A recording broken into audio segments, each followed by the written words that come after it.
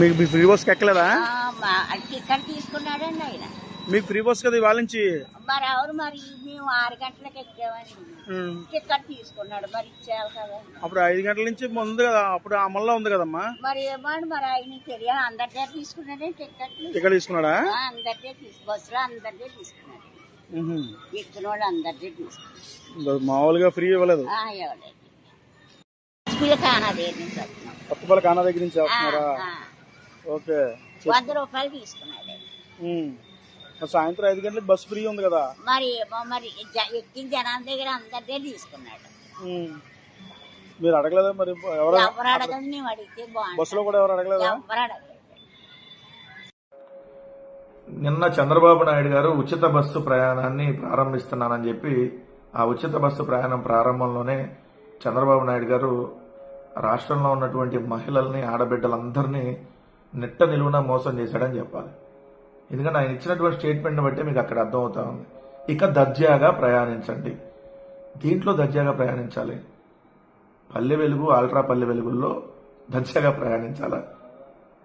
Palle Velugu, ultra పల్లె వెలుగుల్లో ప్రయాణిస్తే దర్జాగా ప్రయాణించినట్టు అయితే కనీసం ఎక్స్ప్రెస్ సర్వీసుల్లో అన్న మీరు ఏసీ ఎటు ఇవ్వరు, కనీసం నాన్ ఏసీల్లో ఎక్స్ప్రెస్ నాన్ స్టాప్ సర్వీసుల్లో కన్నా ఇస్తే కదా అప్పుడన్నా దర్జాగా ప్రయాణించడానికి అవకాశం ఉండేది.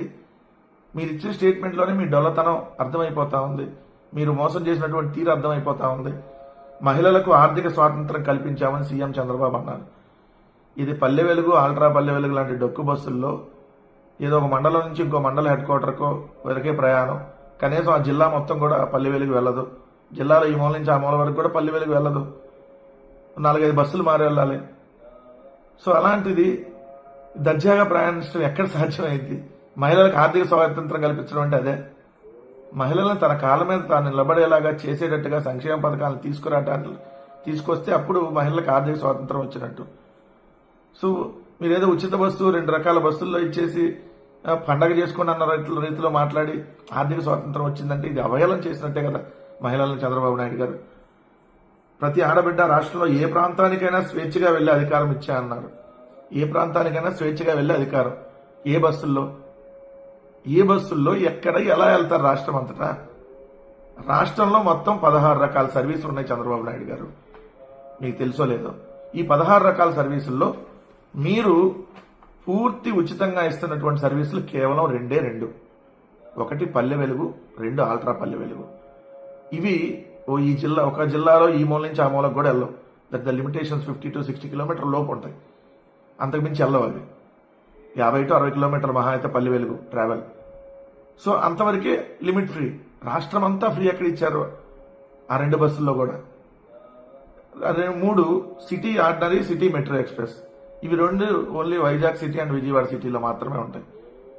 అంటే ఇది రాష్ట్రానికి సంబంధం లేనటువంటిది బస్సులు. రాష్ట్రంలో కేవలం 2 ప్రాంతాలకు సంబంధించినటువంటి బస్సులు. ఇంకోటి 5వ రకం నాన్ స్టాప్ కానీ ఎక్స్ప్రెస్లు.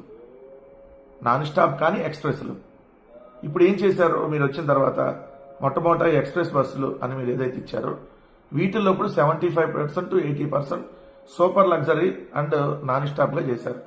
ఏదైతే మీరు అన్న ఎక్స్ప్రెస్ సర్వీసుల్ని సూపర్ లగ్జరీగా, నాన్ స్టాప్ సర్వీసులుగా చేశారు. 75 to 80%. ఇంకెక్కడ పాజిబుల్ అయింది?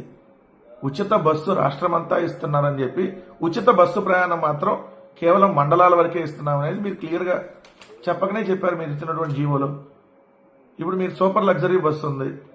ఈ సూపర్ లగ్జరీ బస్సులో Vijayawada to Eluru, Vijayawada to Nellore, Vijayawada to Ongole, లేదా విజయవాడ టు రాజమండ్రి, ఇవి సూపర్ లగ్జరీ బస్సు. ఇవి ఎక్స్ప్రెస్ సర్వీసులే పేరుకి, కానీ ఎక్స్ప్రెస్ సర్వీసుల్లో ఫ్రీ ఉండదు.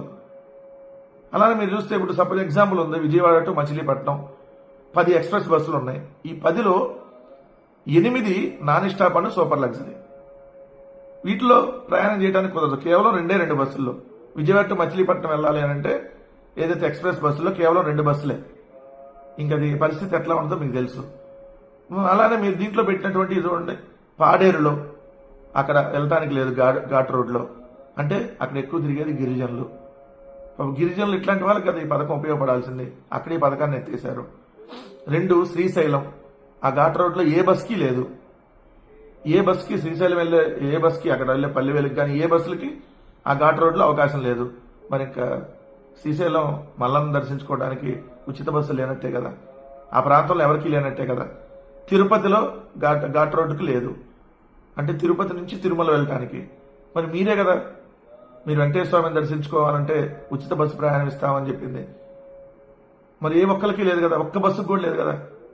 సో ఇదంతా మోసం కదా గురు, పచ్చి మోసం కదా గురు చంద్రబాబు. నయ వంచన కదా, మహిళల్ని నట్టేట ముంచడమే కదా. ఫ్రీ బస్సు టెంపుల్స్కి లేదని కదా దానికి అర్థం. అలానే మీరు చూస్తే పల్లె వెలుగు వేరే స్టేట్స్కి వెళ్లే రూట్లో లేదు, అంటే వేరే స్టేట్స్ రూట్లకి వెళ్ళేటటువంటి ఆ పల్లె వెలుగు ఉందని. సపోజ్ ఇప్పుడు మీకు చిత్తూరు టు వేలూరు ఉంది, దాంట్లో పల్లె వెలుగు ఉంటుంది. కానీ అసలు ఆ బస్సు ఎక్కితే మీరు చిత్తూరు బోర్డర్ దాకా కూడా ఫ్రీ లేదు. సో విజయవాడ నుంచి కోదాడ అదొక ఏదో జగ్గపేట దాకా ఆ బోర్డర్ దాకా వెళ్ళేదానికి కూడా లేదు. అలా జగ్గపేట కోదాడ ఆ బస్సు ఎక్కితే ఫ్రీ ఉండదు. ఇది మన బోర్డర్లో కూడా ఫ్రీ ఉండదు, అంటే ఇంటర్ స్టేట్కి వెళ్ళే బస్సుల్లో లేదు. అలానే మీరు సప్తగిరి ఎక్స్ప్రెస్లు ఇప్పుడు సపోజ్ మీకు మదనపల్లి టు తిరుమల, శ్రీకాళహస్తి టు తిరుమల, లేదంటే కూడూరు టు తిరుమల, చిత్తూరు టు తిరుమల, ఇలా వీటికి నో సర్వీస్. ఆ బస్సు ఎక్కి మీరు కనీసం తిరుపతి దాకా కూడా వెళ్ళినా కూడా ఫ్రీ లేదు. ఇలా పచ్చి మోసం చేసి ఏ విధంగా నువ్వు ఇలా స్టేట్మెంట్స్ ఇచ్చి పబ్బం గడుపుకుంటావు? నేను పవన్ కళ్యాణ్ బాధితులము, శ్రీశక్తి అమలు చంద్రబాబు అనుభవానికి నిదర్శనం అని చెప్పి పవన్ కళ్యాణ్ మాట్లాడటం, చంద్రబాబు అనుభవానికి శ్రీశక్తి నిదర్శనం అంట. మోసం చేయడంలో చంద్రబాబుని మించిన వాళ్ళు లేరు, అదేవిధంగా పవన్ కళ్యాణ్ మించిన వాళ్ళు కూడా లేరని చెప్పి మీ ఇద్దరు కలిసి మరోసారి నిరూపించారు. మహిళలను కించపరుస్తున్నారు, కించపరచకూడదు. ఎస్ డెఫినెట్లీ మహిళలను ఎవరు కించపరచకూడదు. కానీ మీరు చేస్తుంది ఏంది? మీ సాక్షాత్తు మీ ఎమ్మెల్యేలు చేస్తుంది ఏంది? వాళ్ళు చేస్తేనేమో కరెక్ట్, వేరేవాడు ఎవరినంటే చేస్తే తప్పంటే.